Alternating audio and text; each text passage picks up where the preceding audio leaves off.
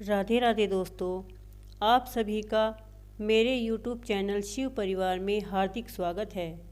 बंधुओं, आज मैं आपके सामने चैत्र मास के कृष्ण पक्ष की एकादशी की कथा सुनाने जा रही हूँ, जिसे आप बड़े ध्यानपूर्वक सुनिएगा, जिसका नाम पाप मोचनी है। पाप मोचनी एकादशी की ये कथा सुनने मात्र से मिलता है 1000 वर्षों तक की हुई एकादशी की व्रत का पुण्य, जो इस प्रकार है। एक बार युधिष्ठिर ने पूछा, भगवान, आप मुझे चैत्र मास के कृष्ण पक्ष की एकादशी का क्या नाम है, उसकी क्या विधि है और उसके करने से क्या फल मिलता है, सब मुझे विस्तार पूर्वक बताइए। इस पर भगवान कृष्ण बोले, हे राजेंद्र, सुनो, मैं तुम्हें सुनाता हूँ। मैं इस विषय में एक पाप नाशक उपाख्यान सुनाऊंगा, जिसे चक्रवर्ती नरेश मानधाता के पूछने पर महर्षि लोमश ने कहा था। मानधाता बोले, हे भगवान, मैं लोगों के हित की इच्छा से यह सुनना चाहता हूँ कि चैत्र मास में कृष्ण पक्ष में किस नाम की एकादशी होती है, उसकी क्या विधि है तथा उसके किस फल की प्राप्ति होती है, जिसे आप मुझे बताइए। लोमस ने कहा, हे नरश्रेष्ठ, पूर्व काल की बात है। अप्सराओं से सेवित चैत्ररथ नामक वन में, जहाँ गंधर्वों की कन्याएं अपने किन्नरों के साथ बाजे बजाते हुए विहार करती थी, वहीं पर मंजू घोषा नामक अप्सरा मुनिवर मेघावी को मोहित करने के लिए गई। वे महर्षि उसी वन में रहकर ब्रह्मचर्य का पालन करते थे। मंजू घोषा मुनि के भय से आश्रम में 1 कोस दूर पर ठहर गई और सुंदर ढंग से वीणा बजाते हुए मधुर गीत गाने लगी। मुनि श्रेष्ठ मेघावी घूमते हुए उधर जा निकले और उस सुंदरी अप्सरा को इस प्रकार गान करते हुए देख सेना सहित कामदेव से परास्त होकर बरबस मोह के वशीभूत हो गए। मुनि की ऐसी अवस्था को देख मंजू घोषा उनके समीप आई और वीणा नीचे रखकर उनका आलिंगन करने लगी। मेघावी भी उनके साथ रमण करने लगे। कामवश रमण करते हुए उन्हें रात और दिन की भी भान न रहा। इस प्रकार मुनि जनोचित सदाचार का लोप करके अप्सरा के साथ रमण करते हुए बहुत दिन बीत गए। मंजू घोषा देवलोक में जाने को तैयार हुई। जाते समय उसने मुनि श्रेष्ठ मेघावी से कहा, हे ब्राह्मण, अब मुझे अपने देश जाने की आज्ञा दीजिए। मेघावी बोले, देवी, जब तक सवेरे की संध्या ना हो जाए तब तक तुम मेरे पास ही ठहरो। अप्सरा ने कहा, विप्रवर, अब तक तो न जाने कितनी संध्याएं चली गई, मुझ पर कृपा करके बीते हुए समय का विचार तो कीजिए। लोमश जी कहते हैं, राजन, अप्सरा की बात सुनकर मेघावी के नेत्र आश्चर्य से चकित हो उठे। उस समय उन्होंने बीते हुए समय का हिसाब लगाया तो मालूम हुआ कि उनके साथ रहते 57 वर्ष बीत गए।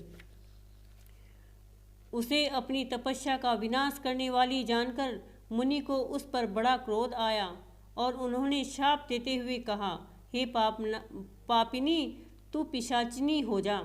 मुनि के शाप से दग्ध होकर वह विनय से नतमस्तक हो बोली, हे विप्रवर, मेरे शाप का उद्धार कीजिए। 7 वाक्य बोलने या 7 पद साथ साथ चलने मात्र से ही सत्पुरुषों के साथ मैत्री हो जाती है। हे ब्राह्मण, मैंने तो आपके साथ अनेक वर्ष व्यतीत किए हैं, अतः स्वामिन, मुझ पर कृपा कीजिए। मुनि बोले, हे भद्रे, मेरी बात सुनो। यह शाप से उद्धार करने वाली है। क्या करूं? तुमने मेरी बहुत बड़ी तपस्या नष्ट कर डाली है। चैत्र कृष्ण पक्ष में जो शुभ एकादशी आती है, उसका नाम है पाप मोचनी। वह सब पापों का क्षय करने वाली है। सुंदरी, उसी का व्रत करने पर तुम्हारी पिशाचता दूर होगी। ऐसा कहकर मेघावी अपने पिता मुनिवर च्यवन के आश्रम में गए। उन्हें आया देखकर च्यवन ने पूछा, हे बेटा, यह क्या किया? तुमने तो अपने पुण्य का नाश कर डाला। मेघावी बोले, पिताजी, मैंने अप्सरा के साथ रमण करने का पातक किया है। कोई ऐसा प्रायश्चित बताइए जिससे पाप का नाश हो जाए। च्यवन ने कहा, हे बेटा, चैत्र कृष्ण पक्ष में जो पाप मोचनी एकादशी होती है उसका व्रत करने पर पाप राशि का विनाश हो जाएगा। पिता का यह कथन सुनकर मेधावी ने उस व्रत का अनुष्ठान किया। इससे उनका पाप नष्ट हो गया और वे पुनः तपस्या से परिपूर्ण हो गए। इसी प्रकार मंजू घोषा ने भी इस उत्तम व्रत का पालन किया। पाप मोचनी का व्रत करने के कारण वह पिशाच योनि से मुक्त हुई और दिव्य रूप धारिणी श्रेष्ठ अप्सरा होकर स्वर्गलोक में चली गई। राजन, जो श्रेष्ठ मनुष्य पाप मोचनी एकादशी का व्रत करते हैं उनका सारा पाप नष्ट हो जाता है। इसको पढ़ने और सुनने मात्र से सहस्त्र गोदान फल मिलता है। ब्रह्म हत्या, स्वर्ण की चोरी, सुरापान और गुरु पत्नी गमन करने वाले महापातक भी इस व्रत के करने से पाप मुक्त हो जाते हैं। यह व्रत बहुत पुण्यमय है। जय श्री कृष्ण। सब बोलो एकादशी मैया की जय। बोलो विष्णु भगवान की जय। बोलो माता पार्वती मैया की जय। राधे राधे।